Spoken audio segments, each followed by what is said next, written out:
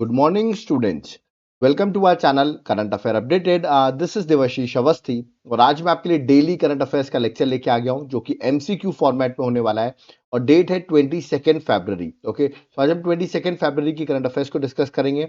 Exam perspective से आज का लेक्चर थोड़ा ज्यादा इंपॉर्टेंट है, तो इस लेक्चर को एंड तक जरूर देखना. आप ये मान के चलिए 2 और 3 क्वेश्चन एग्जाम में आपको डायरेक्टली 22 फरवरी से एग्जाम में आ सकते हैं. ओके, तो चलिए इस लेक्चर को स्टार्ट करते हैं. बट मैं आपसे रिक्वेस्ट करूंगा, वीडियो को लाइक जरूर करिएगा. बहुत इंटरेस्टिंग क्वेश्चन है और बहुत ही ज्यादा इंपॉर्टेंट क्वेश्चन. ओके, तो चलिए इस लेक्चर को स्टार्ट करते हैं. देखिए, स्टार्ट करने से पहले मैं आपको एक एमसीक्यू की एक बुकलेट देना चाहता हूं. दैट इज जुलाई 2024 से लेके फरवरी 2025 तक की करीबन 1200 एमसीक्यू की 8 मंथ की करंट अफेयर्स की बुकलेट. ये बुकलेट आप देखिए, यहाँ पर डायग्राम्स बने हुए हैं, एक्सप्लेनेशन दिया हुआ है और ये यहाँ पर करीबन 1200 क्वेश्चंस आपको मिलेंगे. ओके, और एग्जाम में क्वेश्चंस आपको पिछले 8 to 9 मंथ्स के ही आते हैं. तो इस बुकलेट को अगर आपने सॉल्व कर लिया तो आपका एग्जाम इजिली क्रैक हो जाएगा. ये बुकलेट मिलेगी कैसे? नीचे आपको मेरा व्हाट्सएप नंबर दिख रहा है, इस पर आप व्हाट्सएप करिए, मैं आपको डिटेल्स प्रोवाइड कर दूंगा. और अगर आप एप्लीकेशन से बाय करना चाहते हैं तो एप्लीकेशन का नाम है देवाशीष क्लासेस. इसका लिंक मैंने डिस्क्रिप्शन बॉक्स में दे दिया है. वहां से जब आप इस ऐप को डाउनलोड करेंगे तो वहां पर आपको ये कोर्स मिलेगा, करंट अफेयर्स का कोर्स. ओके, इसको आपको बाय कर लेना है. यहाँ पर आपको नोट्स भी मिल जाएंगे, ओके, जो मैंने अभी आपको बताया, प्लस आपको क्लासेस भी मिल जाएंगी. ओके, और साथ साथ में महाकुंभ आपको पता होगा ये ऑफर एंड में है, तो इसका 40% अभी ऑफ मिल जाएगा. सो लेट मत करो, अब ये ऑफर ओवर होने वाला है. ओके, तो 40% कूपन कोड आप इसका लगा सकते हो.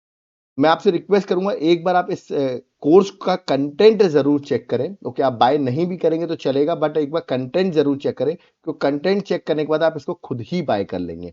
और अगर आपको सिर्फ पीडीएफ चाहिए तो ये मेरा व्हाट्सएप नंबर दिया हुआ है, इस पर आप व्हाट्सएप करके बाय कर सकते हैं. ओके, तो चलिए आज के लेक्चर को स्टार्ट करते हो. देखते हैं आज 22 फरवरी का लेक्चर जो है करंट अफेयर्स का, वो इतना इंपॉर्टेंट क्यों है. Let's start.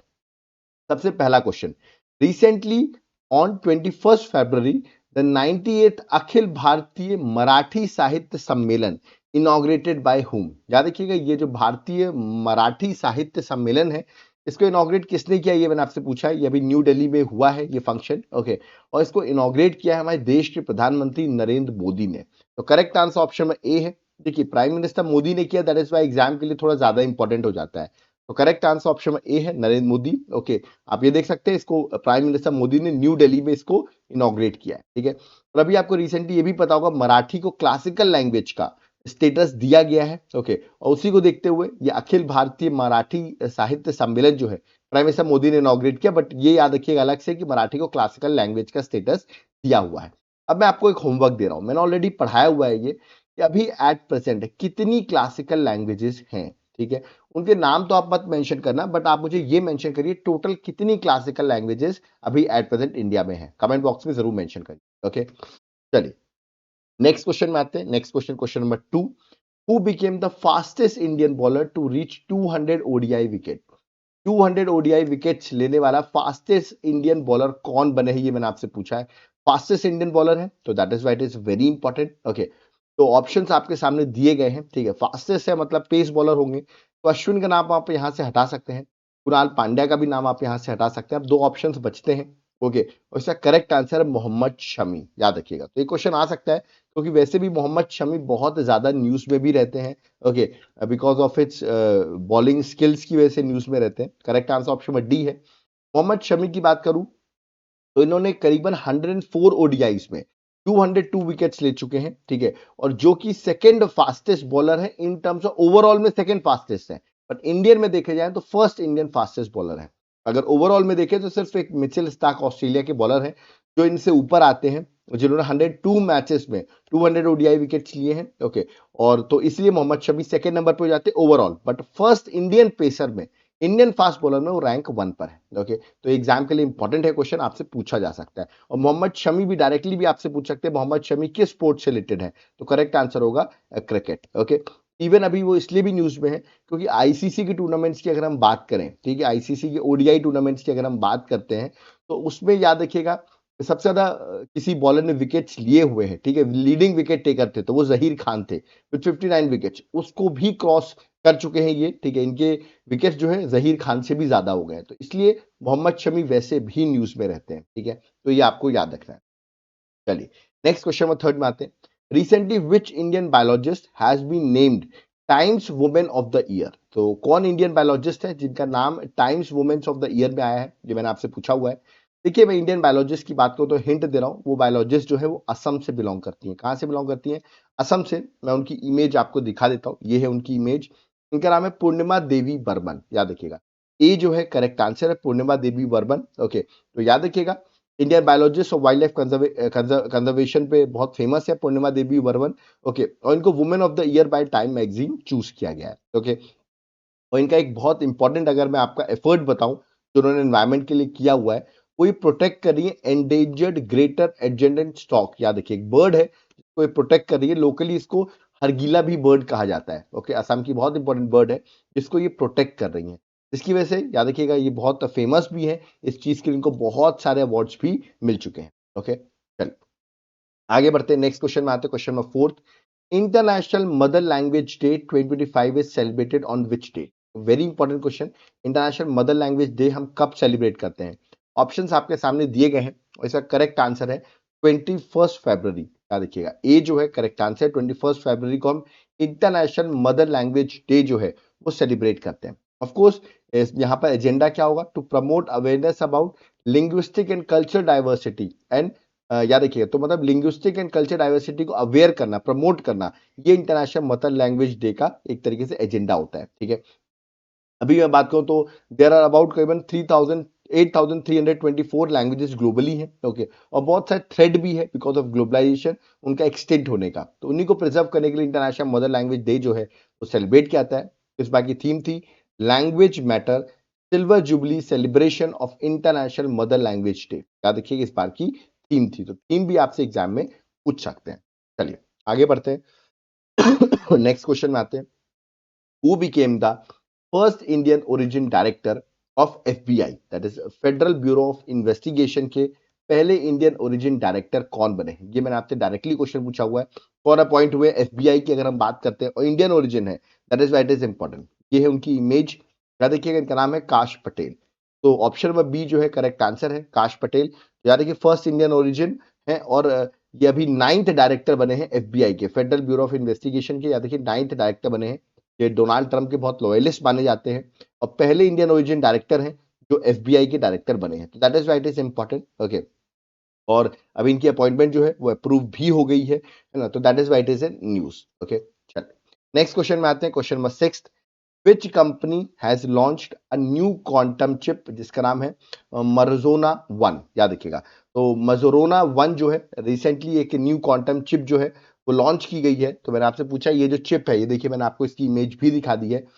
ये चिप जो है किसने लॉन्च की है, किस कंपनी ने? तो यहाँ पर आप देखिए, आपको हिंट दिख रहा होगा कौन सी कंपनी लॉन्च किया है। Yes, the correct answer option number C है, दैट इज माइक्रोसॉफ्ट ने ये नई क्वांटम चिप मजरोना 1 जो है वो लॉन्च की है। तो correct answer option number C है। और ये चिप जो है बेनिफिशियल है for the future quantum computing के लिए, ये बहुत इंपॉर्टेंट रहेगी। ओके, जिसको माइक्रोसॉफ्ट ने लॉन्च किया है और माइक्रोसॉफ्ट ने भी प्लान किया है to build up quantum computer somewhere around 2027 से 2029 के बीच में। क्वांटम कंप्यूटर जो है वो भी माइक्रोसॉफ्ट बिल्डअप करेगा। ओके, चलिए नेक्स्ट क्वेश्चन में आते हैं। Question number 7, again a very important question. Question क्या है? Which state recorded the highest number of species in the great backyard bird count? याद रखिए, GBBC कहते हैं, ओके, शॉर्ट फॉर्म में।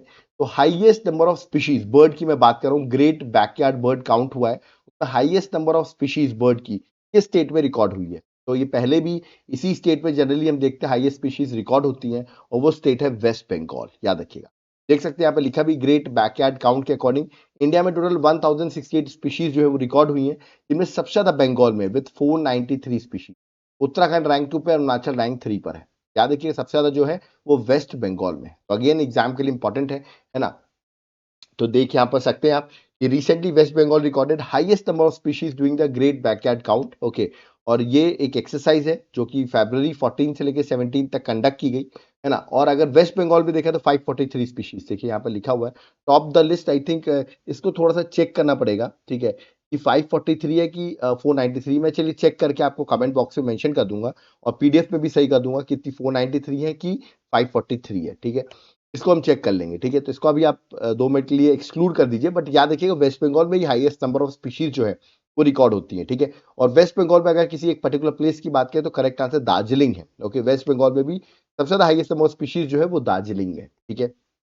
अब ये मुझे बताना है आपको 543 स्पीशीज हैं कि 493 जो मैंने इमेज में दी हुई है। Let me check it out and let you know, but सबसे ज्यादा जो है वो वेस्ट बंगाल में ही है। कमेंट बॉक्स में मुझे बताइए वेस्ट बंगाल की सीएम का नाम क्या है।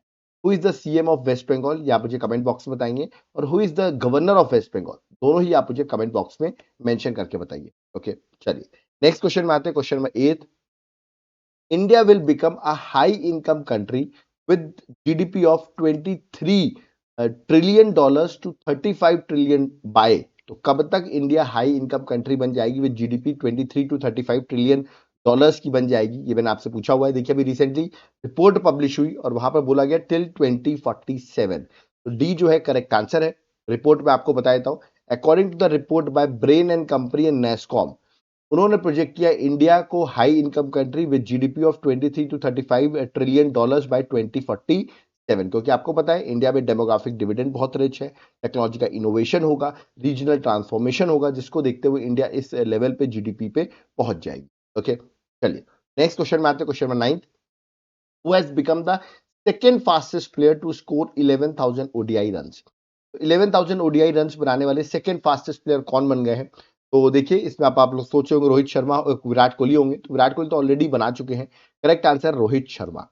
और अब आप सोचो सेकंड फास्टेस्ट है तो सबसे रैंक 1 पर कौन है, तो रैंक 1 पर है विराट कोहली। विराट कोहली 222 इनिंग्स में, याद रखिएगा, 11,000 ओडीआई रन्स बनाए थे और रोहित शर्मा ने 261 इनिंग्स पे बनाए, ठीक है। तो ये आपको याद रखना है, सेकंड फास्टेस्ट जो है वो रोहित शर्मा, जबकि सचिन तेंदुलकर जो है उन्होंने 276 इनिंग्स में बनाए थे। मतलब सचिन से भी ऊपर जो है वो रोहित शर्मा निकल गए और रोहित शर्मा से भी ऊपर विराट कोहली है, ठीक है। तो करेक्ट आंसर यहाँ पे ऑप्शन में बी होगा, रोहित शर्मा, जो इंडियन टीम के अभी कैप्टन है, ये आपको याद रखना है, ठीक है।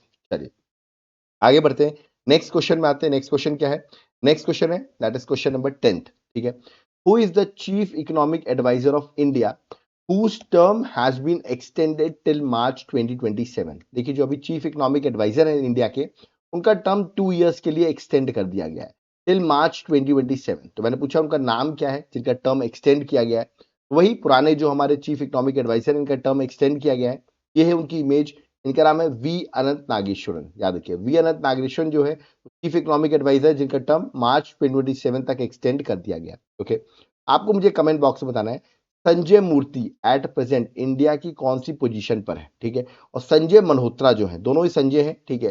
दोनों ही आपको मुझे बताना है कि संजय मल्होत्रा किस पोजीशन पर है और संजय मूर्ति ये दोनों किस पोजीशन पर है, या मुझे कमेंट बॉक्स में मेंशन करके बताएंगे। बहुत इंपॉर्टेंट पोजीशंस पर है, मैं हिंट दे रहा हूं आपको, ठीक है। चलिए तो यहाँ पर करेक्ट आंसर होगा वी अनंत नागेश्वर। ओके, चलिए नेक्स्ट क्वेश्चन में आते हैं। Question 11, which is world second country to introduce digital pilot license। याद रखिए वर्ल्ड की सेकंड कंट्री हो गई जैसे डिजिटल पायलट लाइसेंस जो है वो लॉन्च कर रही है। फर्स्ट कंट्री जो थी वो चाइना है, ओके। और सेकंड कंट्री जो बन गई है वो बन गई है इंडिया। वर्ल्ड की सेकंड कंट्री बन गई जिससे डिजिटल पायलट लाइसेंस लॉन्च कर रही है, तो वो है इंडिया आफ्टर चाइना। अब ये देख सकते हैं फर्स्ट कंट्री जो है वो चाइना है, इंडिया सेकंड कंट्री बन गई है ना। और यूनियन मिनिस्टर के सिविल एविएशन राम मोहन नायडू जो है, ठीक है, उन्होंने लॉन्च किया इंडिया इलेक्ट्रॉनिक पर्सनल लाइसेंस, इसके थ्रू अब डिजिटल पायलट लाइसेंस प्रोवाइड किए जाएंगे। याद रखिए जो India EPL that is electronic personal licence जो है, ठीक है, डिजिटल वर्जन है of a personal licence. Personal licence का डिजिटल वर्जन होगा, ठीक है, that will replace traditional physical licence जो होता है, उसको रिप्लेस करेगा ये आपका digital version of personal licence. Okay, और ये आपको एसेसिबल कैसे होगा, ईजीसीए मोबाइल एप्लीकेशन से आप इसको एसेसिबल कर सकते हैं, जिससे एक तरीके से आप कह सकते हैं गवर्नमेंट जो है वो ट्रांसपेरेंट प्रोसेस की ओर मूव कर रही है, सीमलेस प्रोसेस की ओर मूव कर रही है, ठीक है, और डिजिटल इंडिया इनिशिएटिव्स को प्रमोट कर रही है। तो ये आपको याद रखना है, सेकंड कंट्री बन गई है इंडिया। ओके, नेक्स्ट क्वेश्चन में 12th में आते हैं। Where is Goa shipyard limited showcasing its indigenous vessel, जिसका नाम है नेवडेक्स 2025। तो नेवडेक्स 2025 जो है इंडिया शोकेस करने वाली है, जो इंडिया का इंडिजिनियस वेसल है, तो गोवा शिपयार्ड लिमिटेड ने इसको बनाया हुआ है। तो कहां पर इसको शोकेस किया जाएगा, ऑप्शंस आपके सामने, मुंबई नहीं, न्यू दिल्ली नहीं, दुबई नहीं।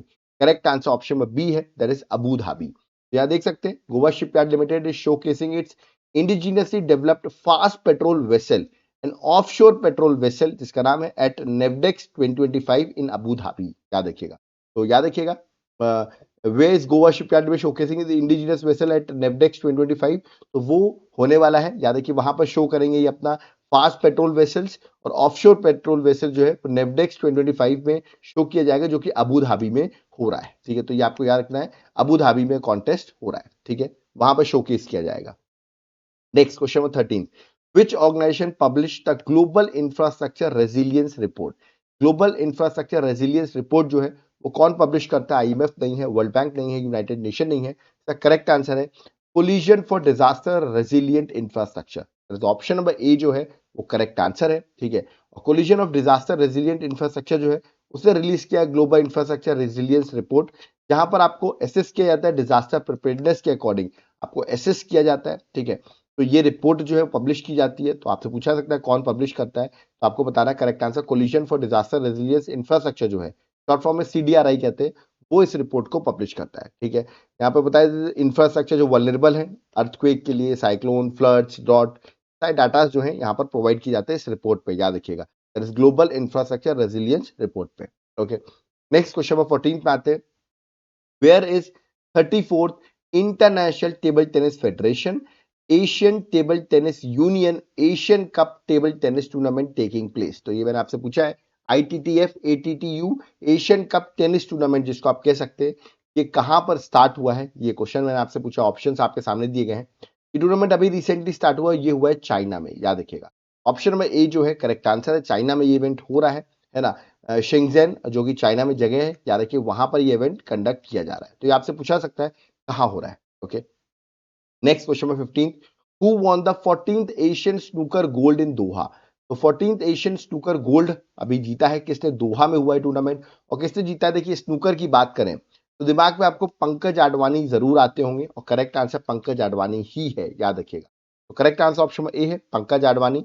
इन्होंने ही, याद रखिएगा, शोकेस किया अपना brilliance by clinching 14th gold medal at the Asian snooker championship on 20th February 2025 in Doha, Qatar. Okay, तो ये आपको याद रखना, 14 gold medal at the Asian snooker championship. Okay, चलिए नेक्स्ट क्वेश्चन में आते हैं, क्वेश्चन नंबर 16। यहाँ पे देखिए एक वॉल्केनो है, इसका नाम है माउंट डुकोनो। माउंट डुकोनो वॉल्केनो जब रिसेंटली एरप्ट हुआ 20 फरवरी को, यहाँ पे देखा गया करीबन 2000 metre ash cloud into the sky, आप यहाँ पर देख सकते हैं। तो ये वॉल्केनो अभी एरप्ट हुआ है। तो मैंने पूछा ये जो माउंट डुकोनो वॉल्केनो है ये किस कंट्री में सिचुएटेड है, ये मैंने आपसे क्वेश्चन पूछा हुआ है। ऑप्शंस आपके सामने दिए गए हैं, नेपाल, जापान, ये सब ऑप्शंस दिए गए हैं।